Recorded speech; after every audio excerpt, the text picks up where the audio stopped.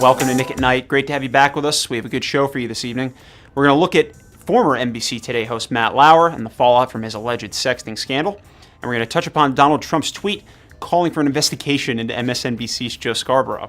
This is back in his days as a Florida congressman, if you didn't already know this. One of his female interns was found dead in a district office. Sounds like a story straight out of House of Cards, but not on TV anymore, so I guess we have to turn to real life to get our debauchery. But we'll see what happens with that. We'll also discuss the new Netflix original, The Punisher, and talk about its very sly message on gun control. Let's get to it. But aren't there examples where it works? Matt, you don't even, you're glib. One of the themes on Nick at Night here that we always discuss is the corruption in Hollywood being linked and almost identical to the corruption in the news media. They share so many similarities when you stop and think about it. They wear makeup, they read scripts, they make piles of money, millions of dollars, and both industries are massively liberal. But the main thing they share these days is the number of people going down for sexual assault. Now, during the holidays, it was PBS's Charlie Rose who bit the dust. Now, NBC's Matt Lauer is walking the Green Mile. Now, he's alleged, mind you, alleged to have sexted with female staffers, including a young intern, and in one account, with an unnamed accuser coming forward, said he took her in his office and had sex with her on his desk, locking the door. Now, he has apologized for any people he hurt or damaging NBC's brand, but he didn't address the allegations directly. He said some of the claims may have been untrue. Now, it's hard to know these days who's dirty. We certainly don't want to speculate and have it become fact, but here is the million-dollar question. How could Lauer have survived for this long if these allegations were even close to true? And the answer is, he got covers from his buddies in the news media and in Hollywood. Nobody wanted to see Lauer go because he was saying the right things in their mind. He was pushing a liberal agenda. He was their golden boy.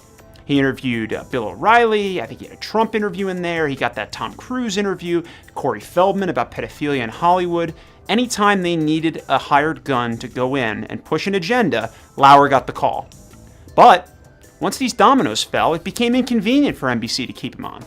I mean, how can you stoke the flames of a war on women while holding Matt Lauer up as the standard of journalism, knowing what we know? Well, all I can tell you is we will keep an eye on this story going forward to see what comes out. But like I've said, expect a lot more personalities to go down in that time, and also expect the list of alleged crimes to become much darker and dirtier the deeper we dig. Now, speaking of uncovering salacious media dirt, President Trump took dead aim at Joe Scarborough this past week, calling for an investigation into the liberal host's political past. Now, Trump specifically in the tweet cites the death of a 28-year-old female intern and then puts the word investigate in capital letters at the bottom with an exclamation point. Only Trump. Now, whether Trump thinks this has merit or not, or is just doing this to rattle Scarborough, I don't think it really matters. I think it is time to investigate Joe Scarborough, and I'm going to tell you why. I covered Morning Joe here for months.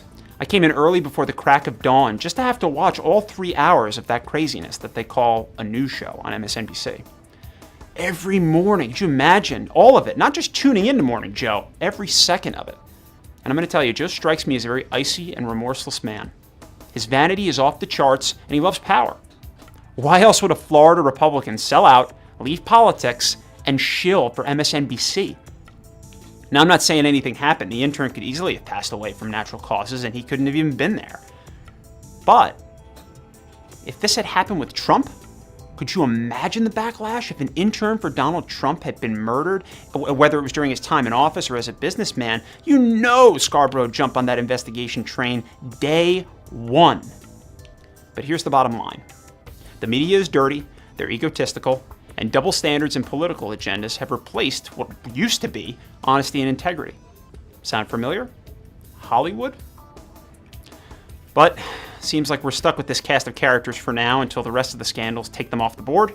But we'll keep you posted on how that goes as we go into the new year in 2018. Maybe we'll see some fresh faces replace the ones that are going down hard. All right, switching gears to a more lighter note, let's wrap things up here with this week's Nick Picks. This one might be an obvious pick, but we are giving the nod to the Netflix original, The Punisher. We're saying it's definitely a binge-worthy show, and it's worth checking out for the action alone. But I'm 50-50 on it, and here are the reasons why. We'll start with the positives, work our way down. Actor Jon Bernthal, he starred in AMC's Walking Dead and Wolf of Wall Street. He does give a command performance as Frank Castle. former Marine turned vigilante looking to avenge the death of his family. But to be honest, I gotta say, I liked Bernthal better in the Netflix original Daredevil. That's where the character was first put on screen with Netflix, and he started out as a villain and then quickly turned into an anti-hero and then was given his own show. Now, he's able to play the tortured soul well, and he comes across as a real military man. I mean, his facial expressions are like that of an angry pit bull, and he doesn't talk a lot, so I'd say he nails it. But when it comes time for Frank to punish, that thing we're there for the punishing. We get to see some pretty awesome beatdowns usually, but there are times where the show just diverges into this sad sacchery. This sad music and women talking to him and crying and scenes where there's no action and a lot of this. Not enough kicking doors down, taking names, and beating that ass. That's what we want.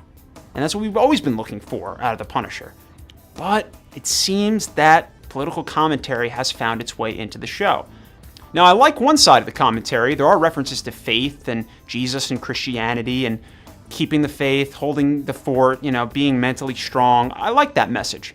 But where the show fails is when it tries to preach to us again about gun control. Now, at one point, there's a PTS support group full of soldiers, and the producers pick out a pro-Second Amendment, older white patriot, and almost immediately they make him look crazy. Now, they show that his fervor not only is affecting him, but he affects a younger soldier and corrupts him, causing his PTSD to get even worse. Then they reveal that the guy who's pushing the Second Amendment didn't even fight in Vietnam. He's a liar and a scumbag. So what the Punisher is telling us is that anyone who decides that they're brave enough to talk about the Second Amendment out loud is usually crazy, over the top, lonely, sad, or just a bum. So that's where the show lost me. I mean, I was there, like I said, to see a guy shoot a firearm, not hear about why he can't have it. So I gotta say, not the best start, but it does make up for it with the action. However, it goes right back into the gutter when it depicts armed service members. They might as well have been saying, this is what gun violence looks like. A young, white, Christian male wearing fatigues with a history of military service. That's not fair. And let's not forget, the main character of Castle, he too is a construct created to push for gun control. By arming this character to the teeth and giving him a death wish, the show creators, they scare the audience to death. They put fear in the hearts of the audience. So when they hear about a gun control bill in a month or two, they're going to think back to Frank Castle. It's going to be there, even subconsciously. And that was their goal. They're slick, man. They're sly. They know how to insert a political message without being too blatant.